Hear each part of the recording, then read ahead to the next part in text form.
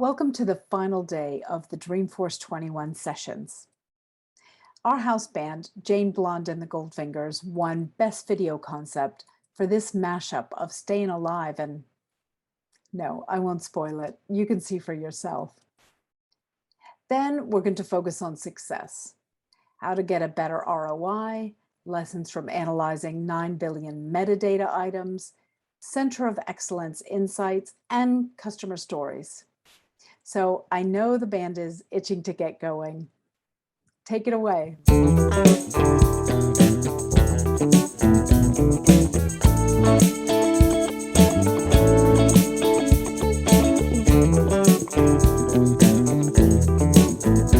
you can tell by the way I use my walk. I'm a woman's man, no time to talk. Music loud and women warm. I've been kicked around since I was born. Now it's alright, it's okay. To understand the New York Times effect on men. Whether you're a brother or whether you're a mother, you're staying alive, staying alive. Feel the city breaking and everybody shaking, and we're staying alive, staying alive. Ah, ah, ah, ah, staying alive, staying alive. Ah, ah, ah, ah, staying alive.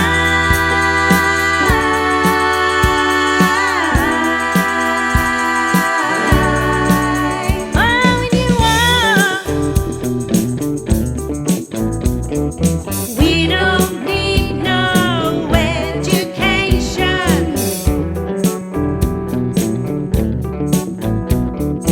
We don't need no thought control. No dark sarcasm in the classroom.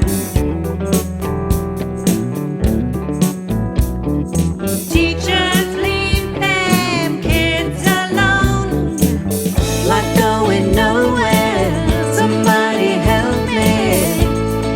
Hey, teacher, leave them kids alone. Staying alive, staying alive. Ha, ha, ha, ha. Staying alive. All in all, it's just another brick in the wall. Ha, ha, ha, ha. Staying alive. All in all, you're just another brick in the wall. Wrong! Do it again! We don't need no education. If you don't eat your meat, you can't have any pudding. We don't need no thought control. How can you have any pudding if you don't eat your meat? No dark sarcasm in the classroom. You! Yes, you, laddie! Teachers leave those kids alone. You behind the bike sheds! Stand still, laddie! Hey, teachers, leave those kids alone. All in all, you're just another brick in the wall. All in all, you're just another brick in the wall. Richard Parker, Chief Customer Officer of Elements.cloud, has been a Salesforce customer for 20 years. He's distilled that experience in the 3 golden rules to get greater ROI from Salesforce. These rules, every one of you can apply today. Hi, I'm Richard Parker. I'm Chief Customer Officer and co-founder of Elements.cloud. I'm going to take you through 3 golden rules to deliver a better return on investment from Salesforce and just discuss some of the questions that get raised around these. So, diving into the rule number 1, that is that skipping business analysis does not save time.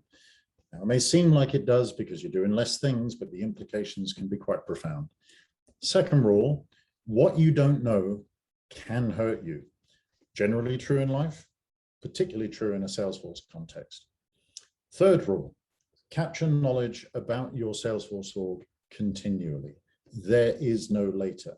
There is no, we'll get to that later, we'll document it later, we'll link it later. There is no later. So those are the 3 golden rules, and we're going to drill into these over the next 10 minutes or so. So the implication of the first one is that the focus should be on building the right things first time. Now, in a business analysis context, that means challenging what people are asking to do, understanding what that means so that you can spot issues and identify opportunities as early as possible in the development lifecycle. Now, there's a ton of resources around the concept of shift left. We've spoken about it this week. Very happy to take you into that, but fundamentally, it's about saving an order of magnitude in terms of time and money and potential risk by spotting things early. Now, in terms of the second one, it's about thinking of your org as being a source of risk in terms of if I'm going to change things, build on things, what are the impact of these changes? What could I break by doing this? Now, also, it's a question of understanding potential and challenging the way that we think we're going to go and implement this because of the way that it's built and the dependencies that are there. And this third area is about documenting what happened, what you've done, how you've done it. Those are the obvious things, but those are relatively easy to figure out. The key one is documenting why. Why did you do things a certain way? And we're not saying go and document that from scratch. You probably have a ton of that knowledge, certainly walking around in people's heads, but also sitting in lots of the applications, the formats, the content that you've got around the organization already. So how do you pull that together as quickly and efficiently as possible so that you can use that knowledge? And in terms of using that knowledge across these 3 golden rules, there are big wins to be had in terms of shifting left, doing good business analysis. 80% reduction in rework is the kind of thing you should be looking to achieve. Just even understanding the processes, challenging them, analyzing them, making sure that you are not just implementing software solutions, but actually addressing and improving the end-to-end work that people are doing can result in 25% plus process improvement just off the bat before you even go live, before you even push that automation into production. Now, in terms of org discovery, there are platforms now. Elements.cloud is out there, and we can save you significantly more than 50% of the typical time it takes to people to go and cobble together an understanding of what's going on in an org. But the key thing here is knowing it isn't about just doing an org discovery once. It's about building a platform of knowledge to drive change with confidence time and time again. And the final point is a very controversial one. How much time do you save looking for stuff? Well, let me posit the first point, which is if you don't know and you can't find that information and the people who know about it left, or the consulting company who did it left without documenting anything, then the answer is it doesn't matter how much time you spend, you're never going to find the information.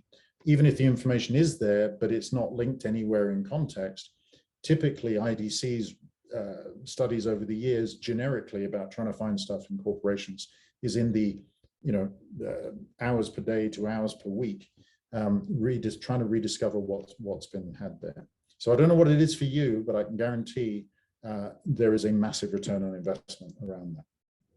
So let's look at this from a slightly different angle. In terms of business analysis, why do so many people not do good business analysis? Well, a lot of people are very committed in delivering, frankly, fantastic results most of the time with a real agile mindset. Let's just get in there, build it, prototype it. And if people don't like it, we can go and iterate because of fantastic platforms like Salesforce, where it is so flexible and it's so fast to do things.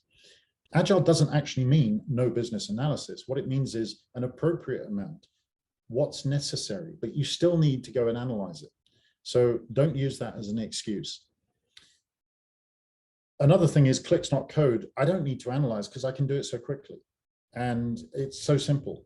Yeah, that may be true, but that pick list item you've just changed or added or whatever it might be, how do you know you haven't just broken really important dashboard or some reports that are out there? This little bit of automation, this tweak that we've just done, oh, I didn't realize that that integration was dependent on the way it worked before. It's broken. Oh, by the way, nobody knew that integration didn't run 6 months later. So analysis and understanding is critically important. Another thing people say often in the way that the Salesforce ecosystem has evolved is, hang on a minute, my job is to take orders here, and if people want to build stuff, I can build it.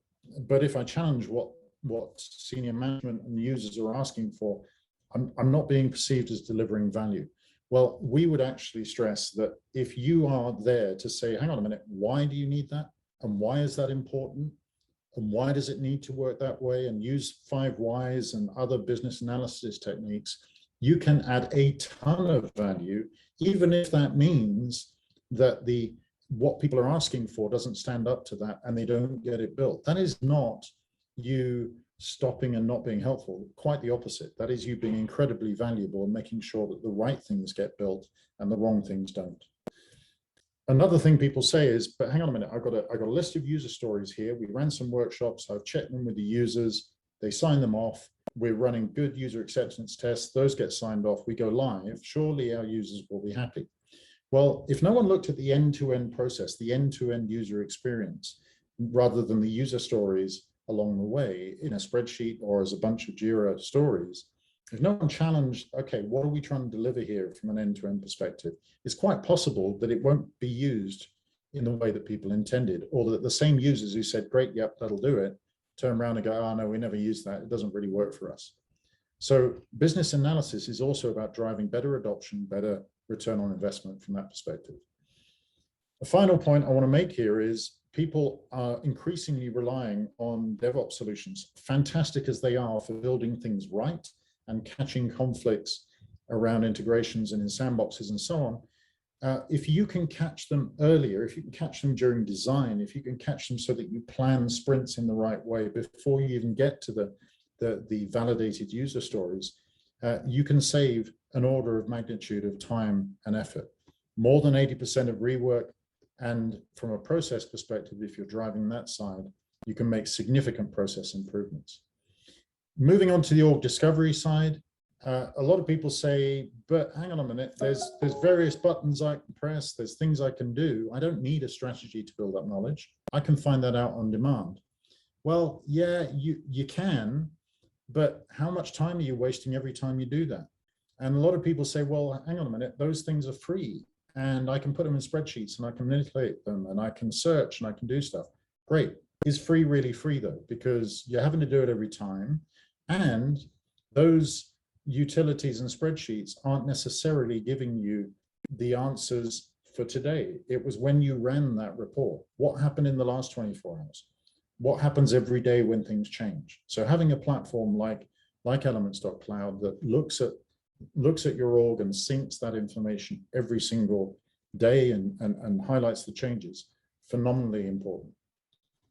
A couple of people-related things though, people going, wow, I've got a great team. Maybe true. They really understand our org already. We know what's going on when we make changes. We understand the impacts. Well, that may be true, but what if that team, somebody leaves? What if it's an area that you don't know and they really knew about? What if the documentation about that and the knowledge about that actually left in their heads, or it was somewhere, but nobody knows where it is now? So org discovery is not just about people having that knowledge in their heads, it's having access to it. And a point people often make is, well, yeah, but Salesforce, I mean, everyone's in the same boat. I mean, this is growing so fast. We're doing so many disruptive, crazy, wonderful things here that we weren't able to do before. Not understanding the impact all the time, it's kind of part of the picture. It's part of disruptive change. Now, that may be true today, but increasingly we're able to show people how there's no need for that. You can understand the impacts, you can understand what's going on and not make those mistakes. So it's about driving change with confidence. It's not just about how quickly you can get this information. It's an ongoing asset that you're driving. And finally, org documentation. Back to Agile, it's a common thing. People say, no, we don't need documentation. Agile says no documentation. It doesn't. It says only document what's necessary to implement. Now, if you have a quick and agile way of documenting workflows, linking to the relevant user stories, syncing with Jira, putting that in context of metadata, then fantastic. You can still do that in a very agile way. As I said before, it's all there in requirements and user stories. Why don't we just live with that? Well, that's not in the context of the changes that we made because of Scrum sessions, the things that we decided to do in a slightly different architectural way. The user story itself didn't change, but we made changes, perhaps in the workflow, perhaps we added some things, perhaps things have changed around those user stories that although they're like jigsaw puzzle pieces, you don't get the whole picture. So pulling this together with good documentation makes a difference. There's no value in documentation once we built the solution. We've heard that before in the context of it was designed, we built it, who's ever going to look at that stuff? Well, to be honest, if you put it in context, it can be immensely valuable and help you make better, more intelligent decisions on an ongoing basis. Another picture here is, hang on a minute, but I'm kind of intrinsic to the value of Salesforce. And if I document everything I know about the org, I'm kind of giving away my power. Now, I'm sure almost everybody I've ever spoken to does not express that as some kind of defense for not documenting, but it holds people back from saying, here's everything I know.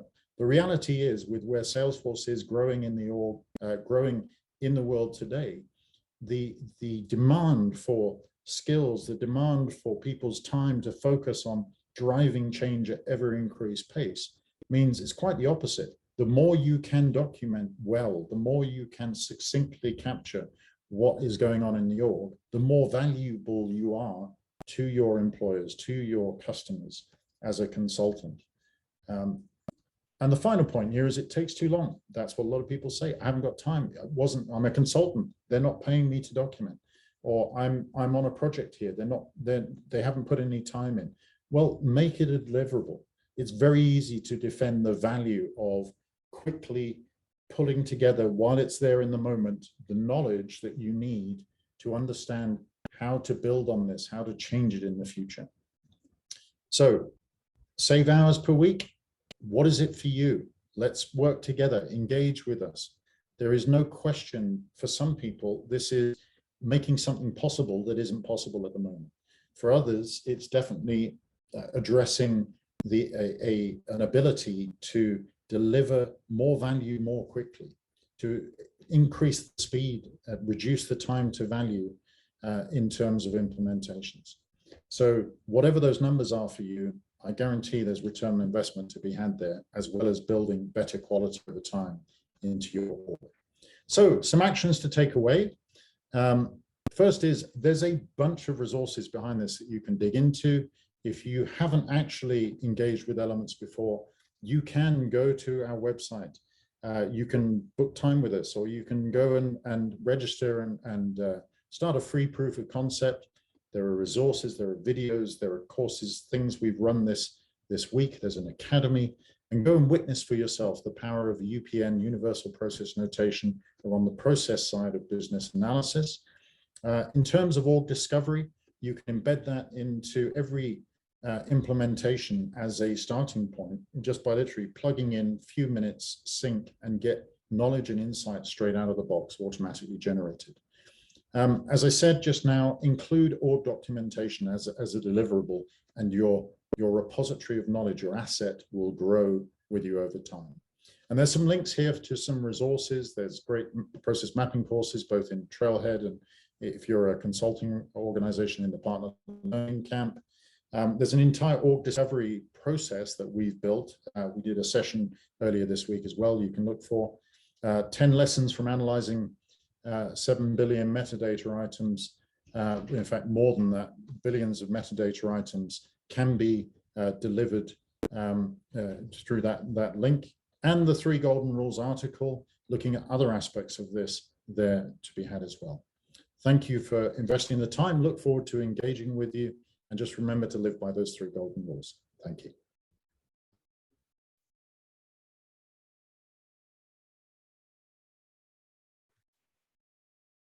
Companies are growing via acquisition, and that means merging or consolidating orgs. Whilst most consider this as a technical challenge, there's more to it to ensure success. Ian Gotts, CEO of Elements.cloud, lays out how to build your consolidation plan. No surprise, it's a process.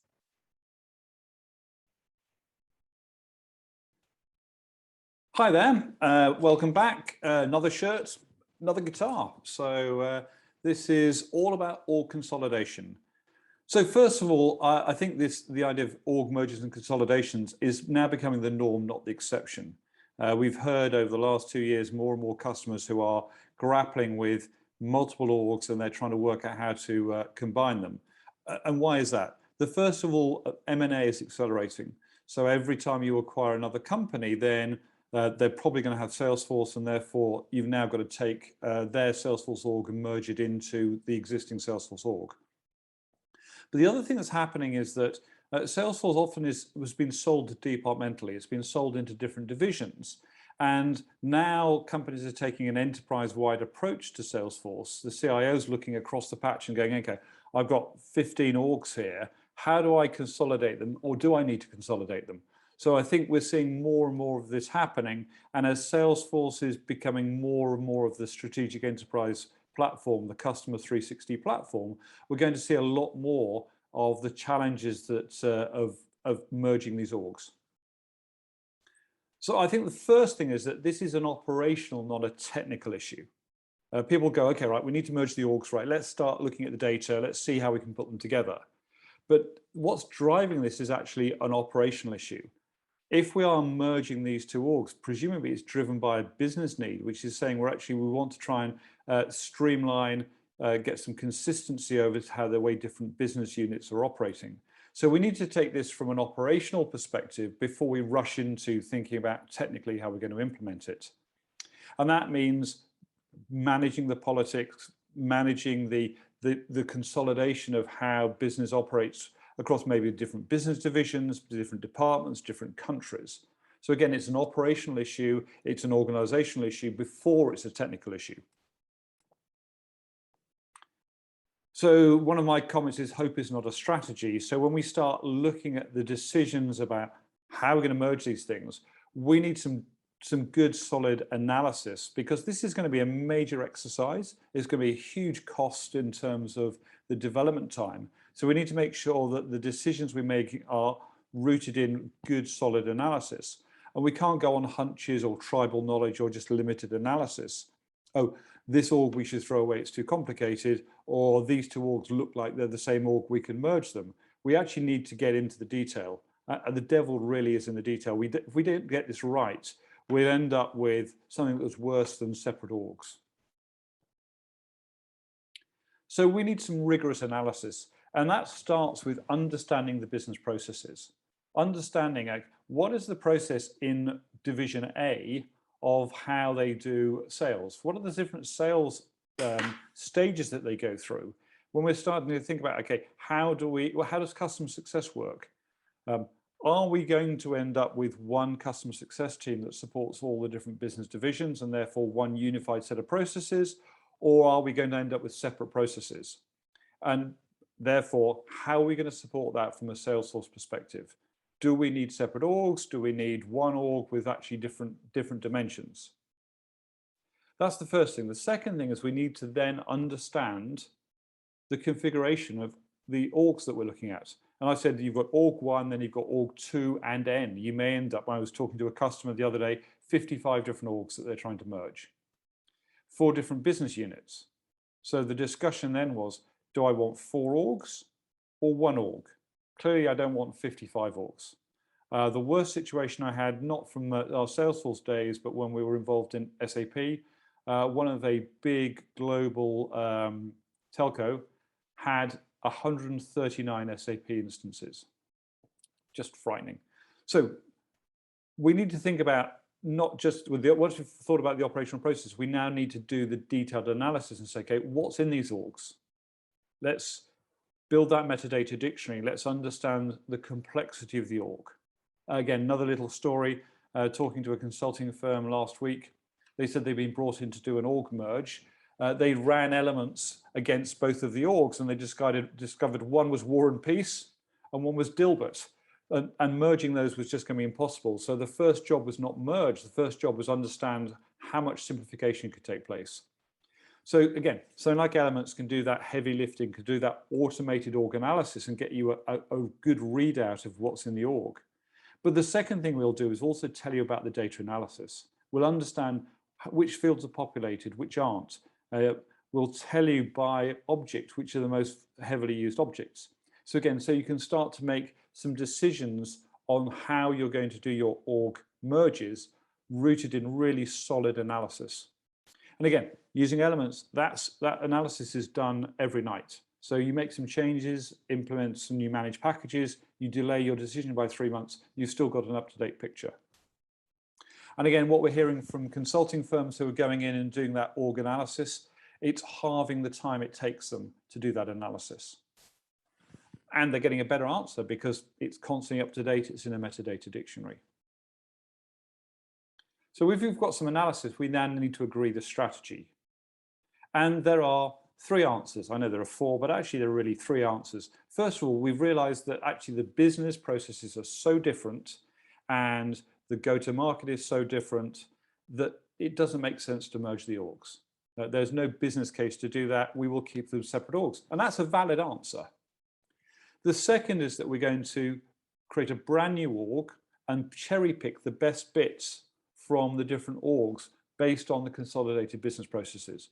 So we've got 3 orgs, we're going to build a brand new org, and we're going to start that and just pull from the different orgs what we think makes most sense to support the new business processes.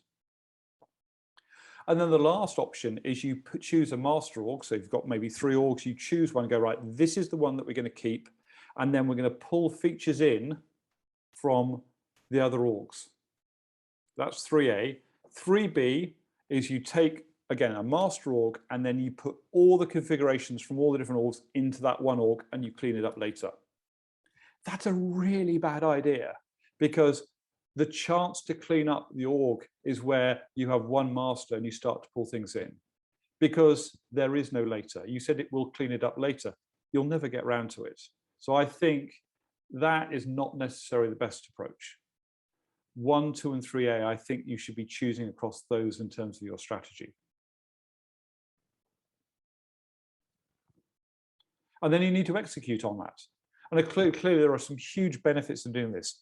You can streamline your processes and drive out some cost savings. So before you've even done the org merge, you're already identifying that you can, the best practice in division 1 around sales and the sales stages is actually best practice. And you can use that approach in the different, say the different divisions and immediately get some cost savings.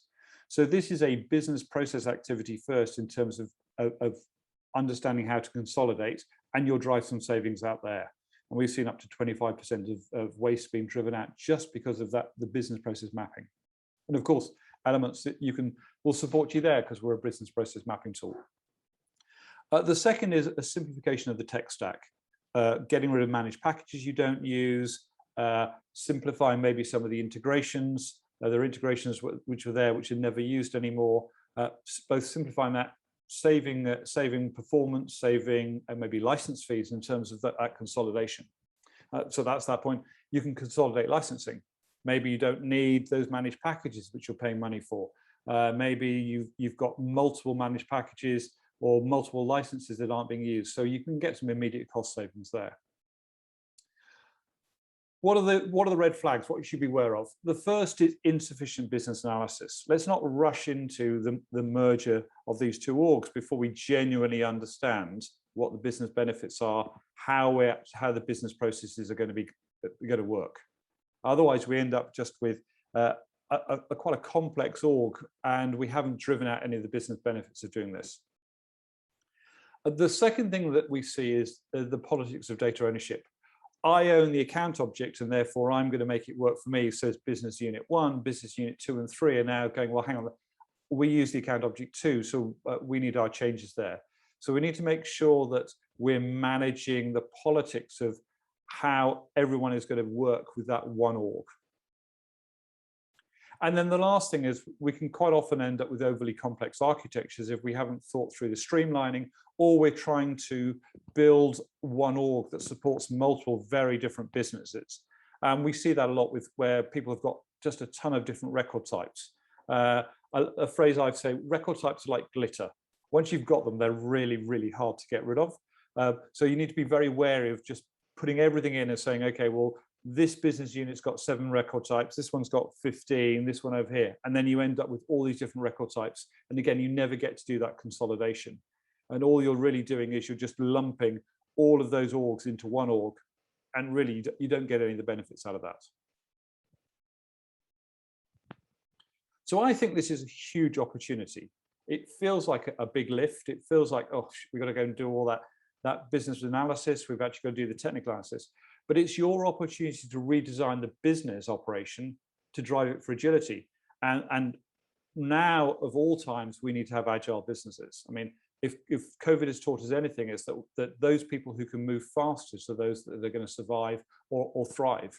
So this is an opportunity to engage the business, redefine how their business operations, and build it so it's built for agility, which then means that we can support that business with a Salesforce org which is equally agile, which means you've essentially got a new org with limited or no technical debt, but more importantly, we've got our config knowledge documented.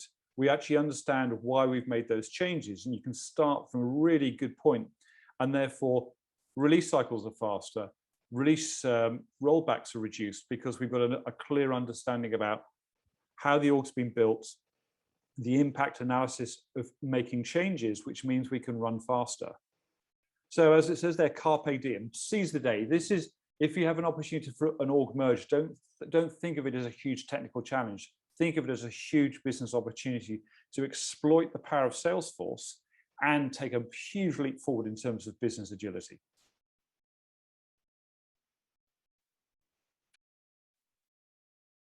Ksawery Lisinski, VP Product Management at Elements.cloud, has analyzed over 9 billion Salesforce metadata items, and his results are surprising and insightful.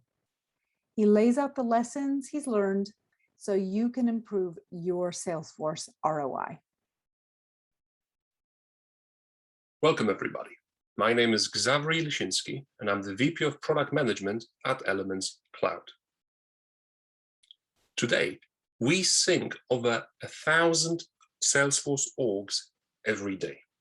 And since we started, we have analyzed more than 9 billion metadata components. Today, I would like to share with you the top 10 things we've learned from that journey. These are the numbers for the biggest org we have ever synced. 250,000 reports, 2,000, I repeat, 2,000 custom objects, 20,000 custom fields, 60 managed packages. I mean, this is what hell must look like to Salesforce admins. There was something like 400 record types on one standard object alone. Now, while this particular org is a bit of an outlier, we are consistently seeing orgs with hundreds of custom objects, hundreds of custom fields on them, tens of thousands of reports, etc., etc. Which actually leads me to another important insight. From what we see, most of that configuration is never being used. Whether that's multiple objects with barely any data in it, or hundreds or even thousands of custom fields which were never filled, or maybe once or twice across thousands or even tens of thousands of records, or reports that haven't been generated or seen ever. I mean, a lot of it is left abandoned if it was ever used at all. Actually, on that front, there was an org we synced not that long ago.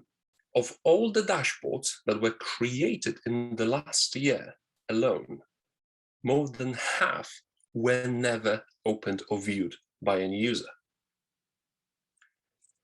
Another thing we've learned, record types are often the bane in any Salesforce admin's existence. They can be used predominantly in Apex classes, formula fields, flows, process builders, reports, etc. But there's actually no easy way to find out which ones. So you dare not delete them because you have no idea of the impact.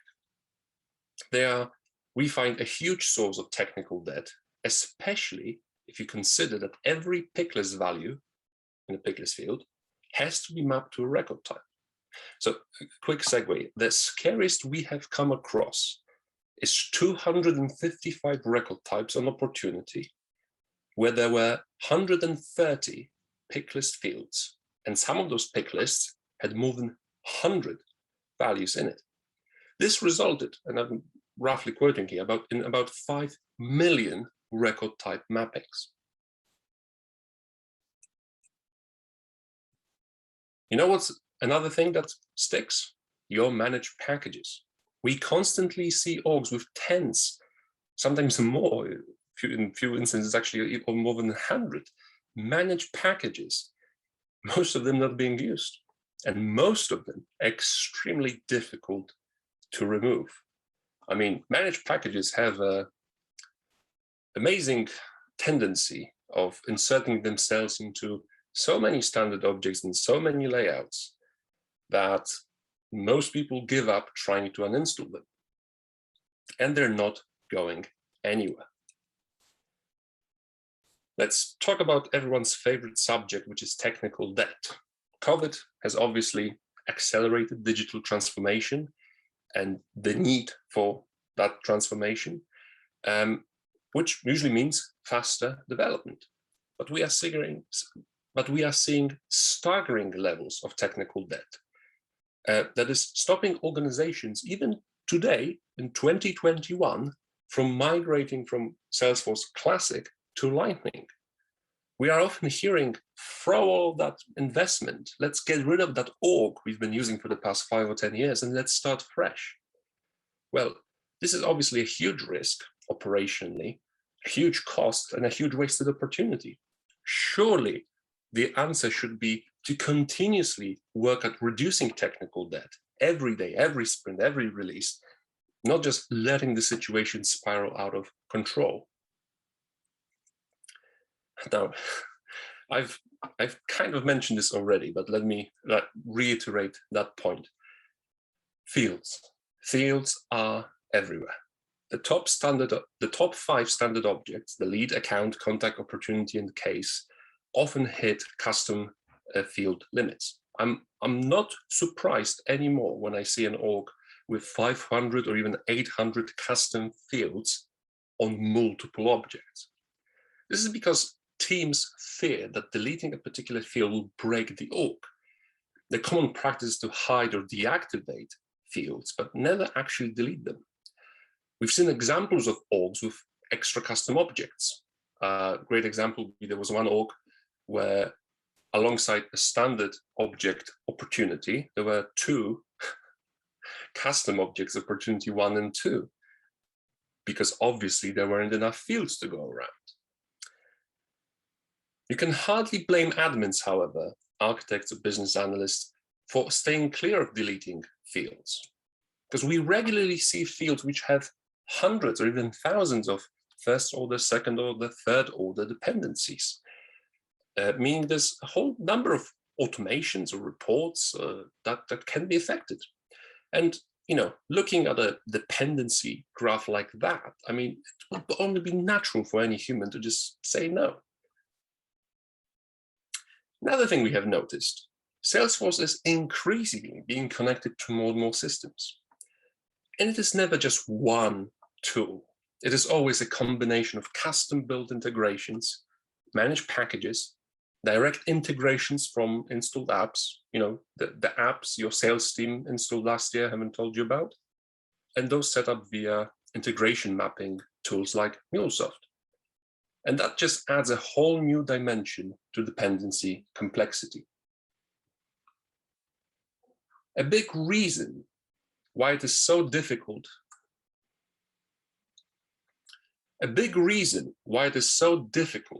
to customize your Salesforce org or any other system for that matter is that there is a limited understanding of why was something built, how does it work, and who uses it.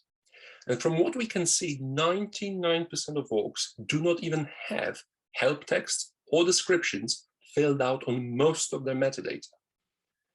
Actually, scratch that, on all of their metadata. Which leads to the final thing we have learned from analyzing 9 billion metadata items. Without a proper framework, processes, and tools to assess impact of changes at speed, business transformations slow down or even grind to a halt. So let's sum up the key takeaways. Organizations consistently build the wrong solutions. A huge share of configuration is never adopted or quickly abandoned. And once something gets built, it never gets deleted.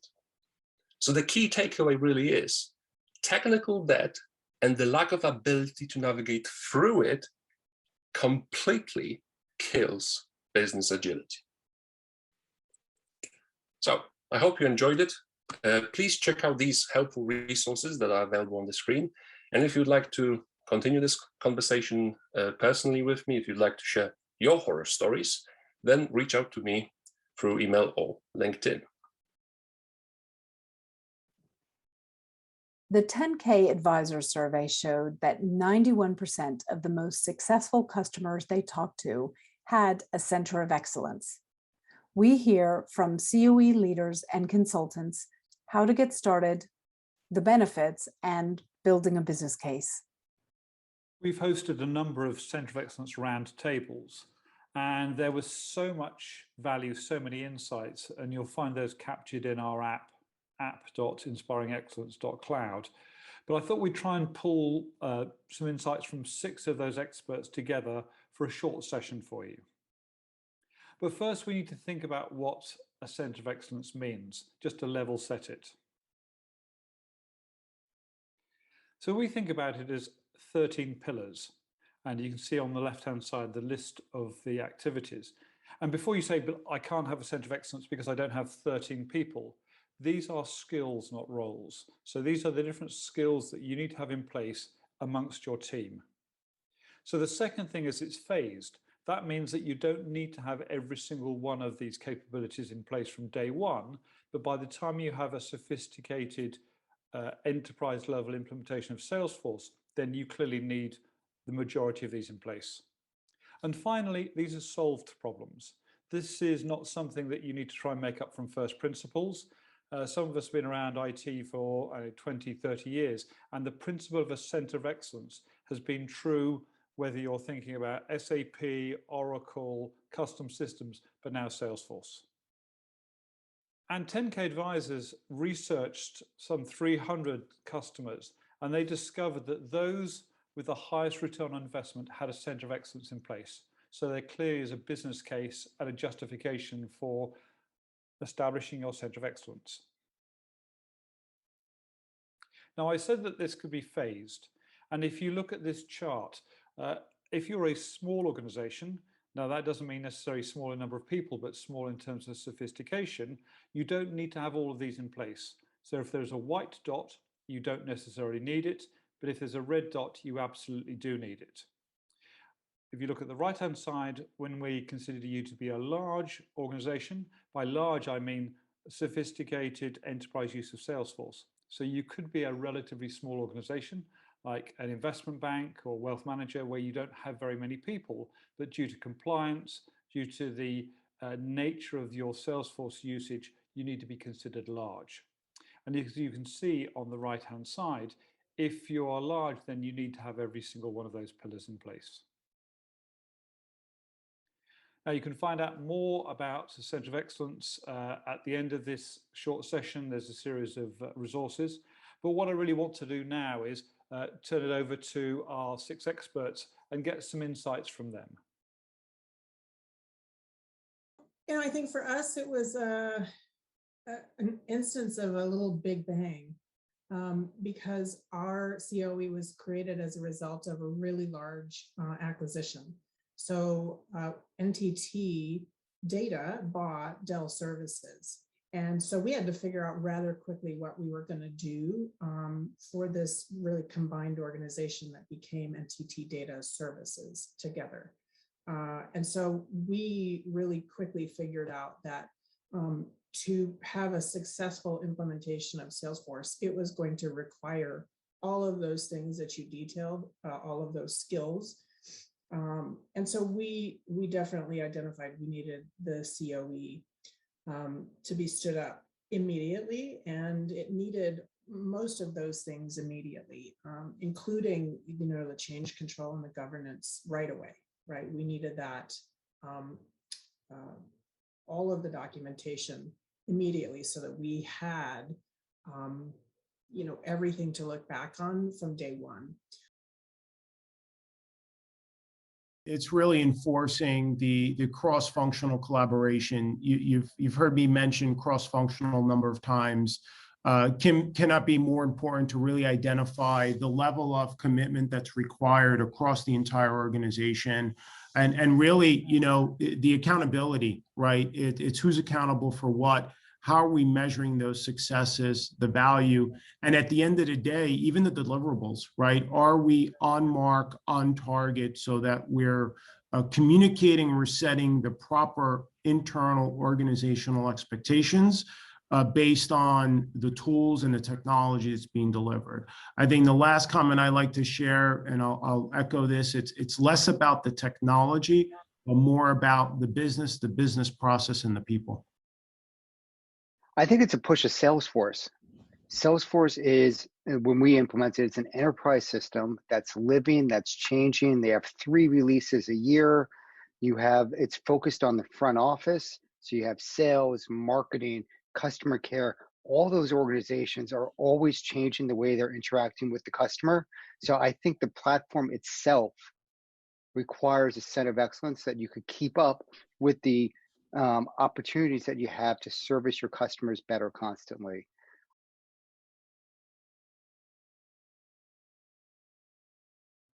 Incremental regular change to the business and adding ongoing business value quickly, right, in the fastest time possible. It's a way of ensuring that business and IT become one in kind of steering and governance, and they kind of get rid of those historic silos, Ian. That's what that, when you've been in business, I've been in IT 25 years, right? I grew up in all capital markets, actually done a little bit insurance, but mostly in the capital markets. And, the days of IT in their dark basements and the business in their shiny sales floors, that has gone. And I think the gaps, I think if it's anything, right, it's just to get rid of the silos, right? It's about incremental change fast. It's about bringing people together, to work together on a problem or an opportunity or innovation, and to deliver in this, as the people are saying, this rapidly evolving digital world. The executive support, the executive alignment at the top, right? So getting organizations and different business units to agree is very difficult. There has to be a guiding mission. There's got to be a strong executive voice in the room saying, we will do this. If you guys don't agree, bring it to me.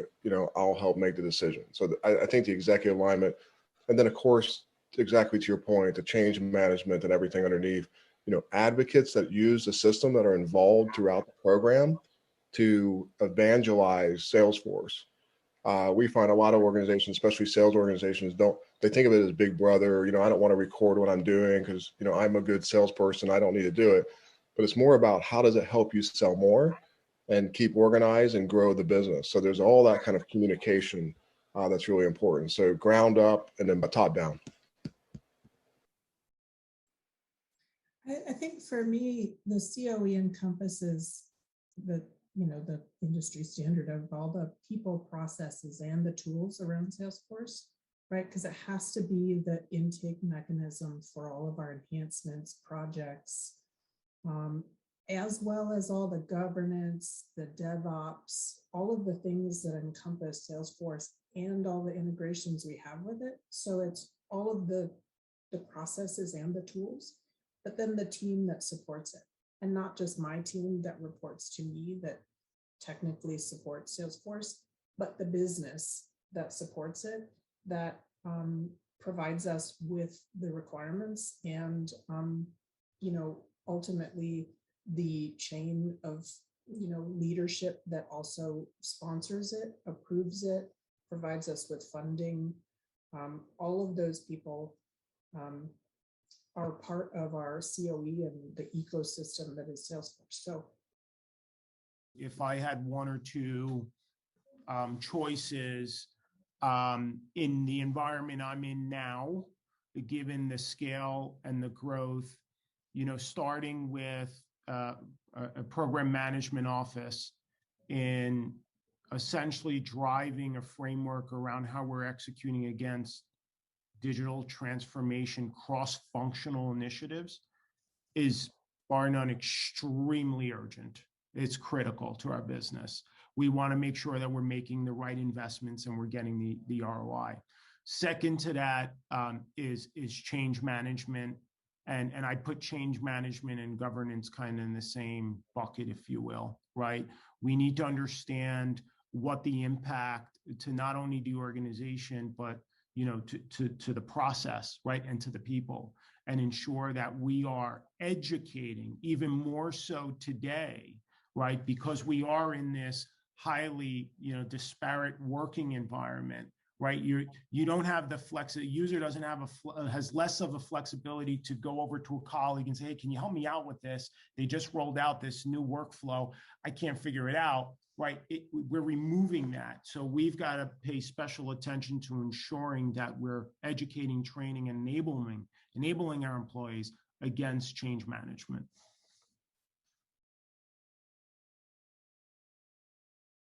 When she first came in, the first thing she had to do was figure out how to stop the bleeding, because there were bugs, there were issues, there was pain.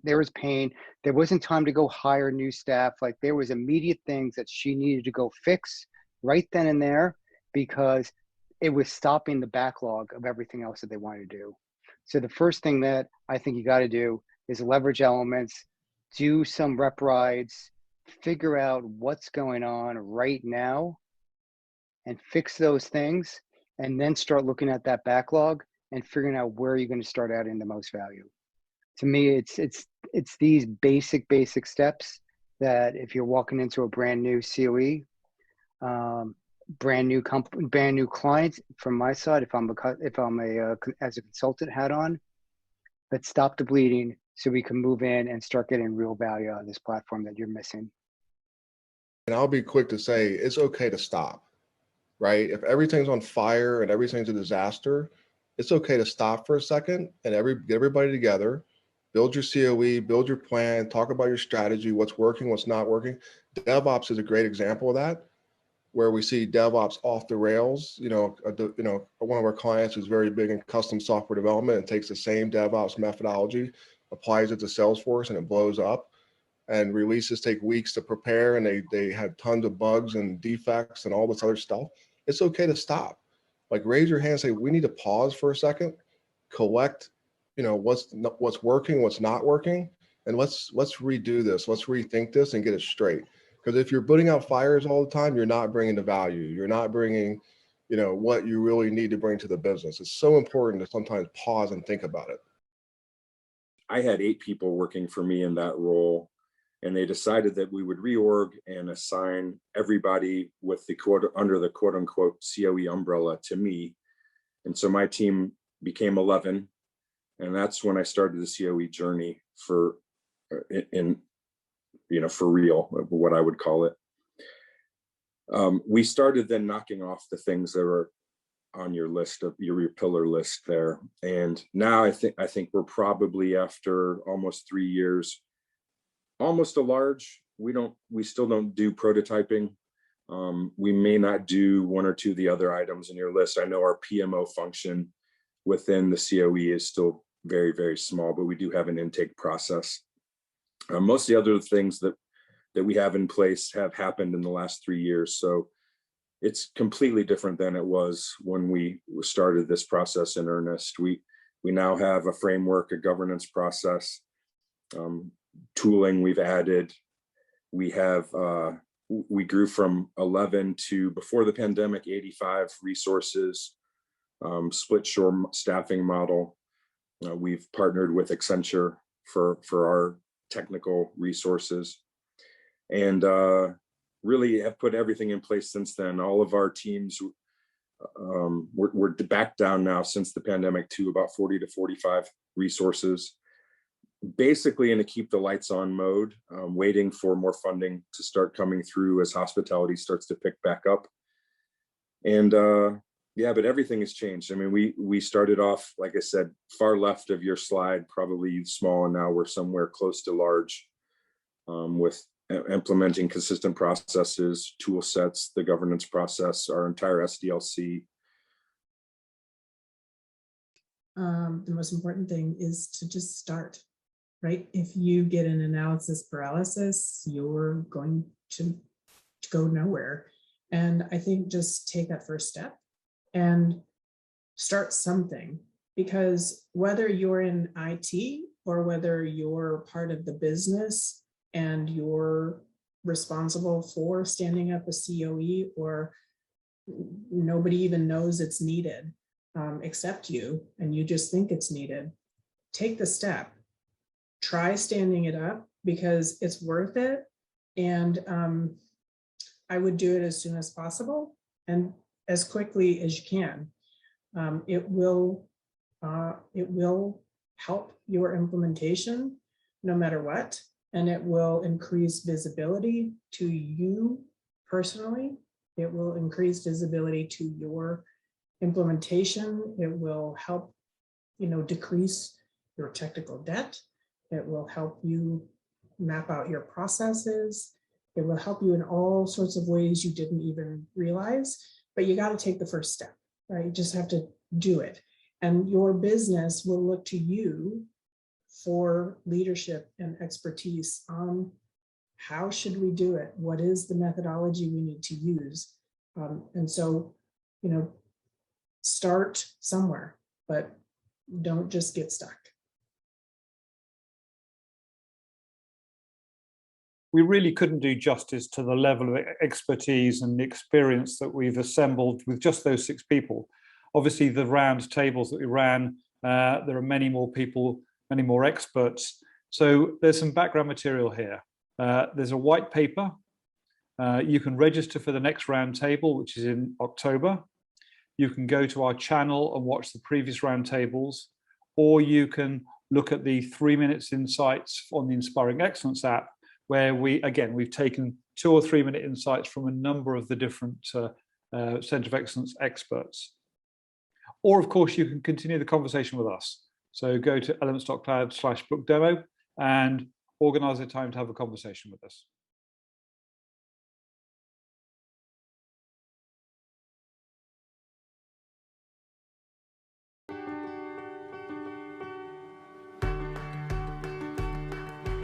Traction on Demand is a Salesforce consulting company. We do implementations from small size companies all the way to enterprise level. Before using GearSet, we were using ChangeSet, which is a tool part of Salesforce platform, and it was very painful, very long. A lot of hair pulling, a lot of screaming, a lot of crying. You had to recreate the package each time. You couldn't clone a package. I could see deployments taking upwards of 2 days, battling through errors, like, oops, forgot this, didn't find out until the change set had arrived. There's just so many things that you can't do with it. No, such a painful moment. I love using GearSet, it's fantastic. It's a very, very powerful tool, and it allows to do many different things that were not possible before. The time saved with GearSet is really understanding what is being actually deployed. I tell new people it's like turning on a black light.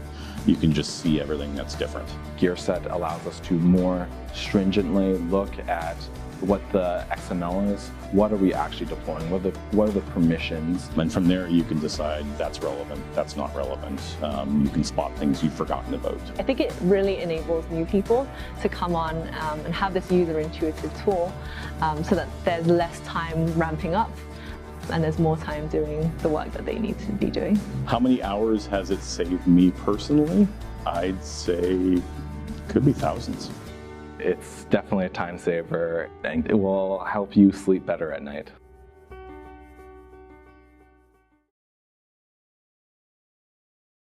Definitely, you have to be more creative, as you said. There is no beginning, there is no end. But how do you understand what would be the good quality, where you would get the satisfaction of it, right? So for that, you need to understand your customer, who are your user, what you are basically trying to deliver. You have to work very collaboratively with your product owners and with your developer to not to just to understand the story, but why we are even building the story. Also to figure it out, what are the right use case to test. Because as you said, we have a short time. Like my team gets hardly 8 days of testing functional regression, running automation, doing any other UAT prep test. So in 8 days, we basically have an average of 60 Jira ticket. That's, I'm giving you example of one of my team, the sales team. So how do you do that? So you have to be working from a day one. You don't have a time to, now sit, chit chat, or this is a prep time. We are doing multiple things together. Like we are doing in-sprint automation. When we build automation together with the development, we do test case writing. Once we know the requirement is pretty clear, we work with BSAs. We work with a timeline, and we work with the incremental releases, where we don't wait for every tickets to get done. We start testing as soon as something is we can test independently. But it does require a lot of coordination, and that's why my role and my job is safe, right? I do all those kind of planning, like bigger level of planning, like how does our release automation would look like, how we are going to work with other teams, right? Salesforce doesn't have any standalone releases. We release with MuleSoft, we release with ERP. How we are going to test, what we are going to test. So these are the main factor which plays a key role, like work proactively, work closely with the other stakeholders, knowing your customers, do in-sprint automation, do the risk analysis also when you don't have enough time to do everything. So be very transparent what you can test and what you can't test, because you don't want to give an assumption. Like someone told me, I'm sorry if I'm giving you this example, but this happened. We had a P0 bug, and I got a mail from my product owner, and he said, "Oh, I thought you were doing the regression." I said, "Yeah, I am doing, my team does a regression, but unless you don't call out a specific test case, even if I have an automation, we get a 2 days for regression. So do not assume anything, and that's the whole reason I try to tell my team, we have to be very transparent, very, very transparent what we are running as a functional regression and automation, so we can define the scope and the risk accordingly. So every release, we have a risk also. We have a great automation and functional testing done too, but we have to be very creative, very collaborative with other teams too. You talked about having great management buy-in when you arrived and were looking to implement testing. But then some of the things you're saying there are actually about having a buy-in from developers, from other colleagues. It's not mostly about buy-in, it's bringing the innovative ideas. As I said, I don't bring any idea on table which says QA needs to do this, QA wants that.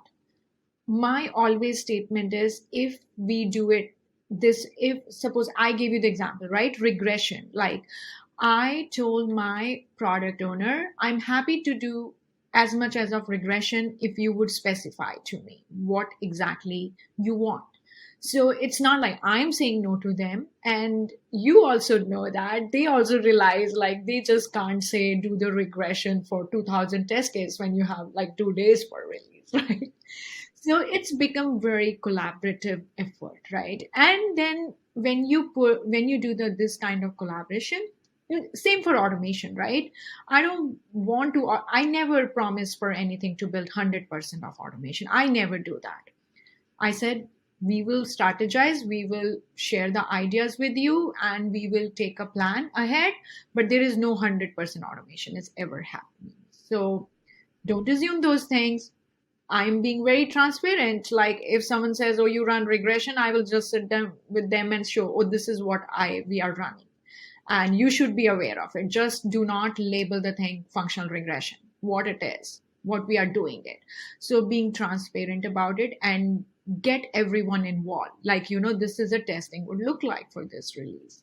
It's very much testing on the front foot, as in, not being embarrassed that you're a tester, for example. Yeah, no. And we don't have this blame systems. In 3 years, I only got one email, which was very recently for the regression testing, but I never received those kind of emails too, because I try to keep the process very collaborate and take a responsibility. Also, if QA missed something, I just go and say, hey, we missed it. And for the next release, we are going to do those kind of improvement. So things resolve. Like, I don't go behind developers or product owners saying, oh, they were, because we missed it, because there was a gap.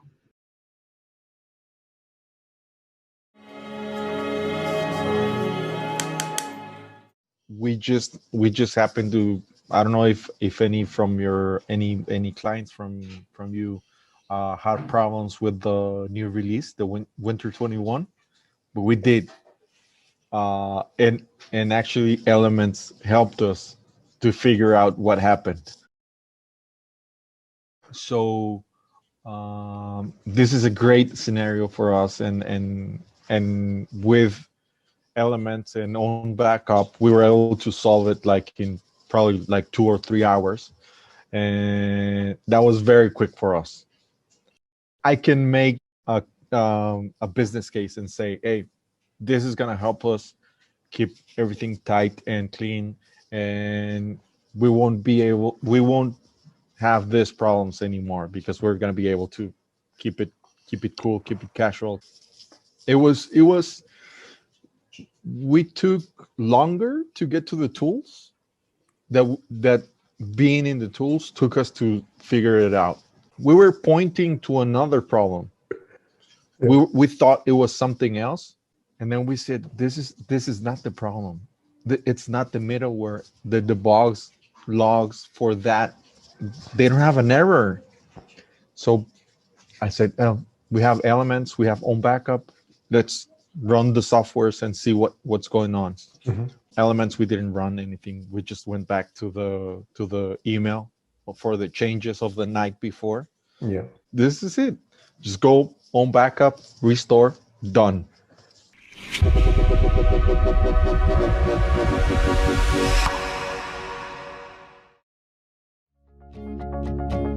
We're basically helping home sellers out there to be able to more easily and more conveniently sell their homes. My name is Gavin Wong, and I've been with Zillow for about 6 or 7 months now.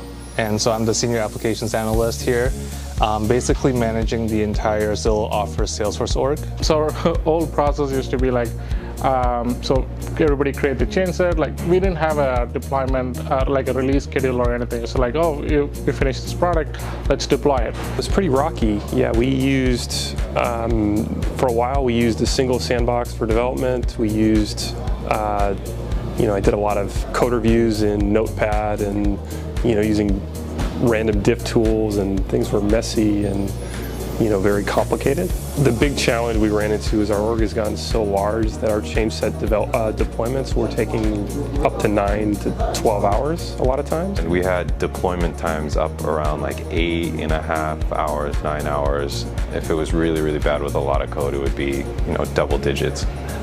So that was really, really troublesome. Alignment with the other team members of deployments was always a huge problem, and you could pretty much only do 1 deployment a day. So it was very, very troublesome. So we were looking at ways to try to bring down that deployment time, and GearSet was one of the items that we implemented. And the impact of it was pretty awesome. So it brought it down, I think, upon first implementing it, brought the average deployment time down to like an hour, I think it was. So it was a huge change, which was really nice. And now we can do multiple deployments a day, which is significantly easier on the team. So with GearSet, it made it a lot easier because we linked it up to GitLab, and we were able to track the changes and deployment history from the exact time of when we started it to when it was finished, all on the ticket. So that really helped a lot, just for tracking changes, and then also being able to roll back changes if we made any mistakes or anything. So that was very helpful. From the admin perspective, I would say it's really flexible. Being able to select just what you need, and and mainly saving that time and not doing the post-deployment configuration. You know, just being able to easily connect your org in GearSet and then just click a couple of buttons to deploy the changes. I think that's what really stood out, and that's where I see the immediate value for it. Definitely improved our team's release management process a lot. And so, you know, GearSet makes it very easy to just make deployments. And especially when you have to deploy to multiple sandboxes, the time saved just drastically increases a lot. And so overall, it's a huge time save, and really enjoy using it. If your business is ready to grow and you don't want everybody configuring in production, it's time to move off of change sets, and GearSet is a good option.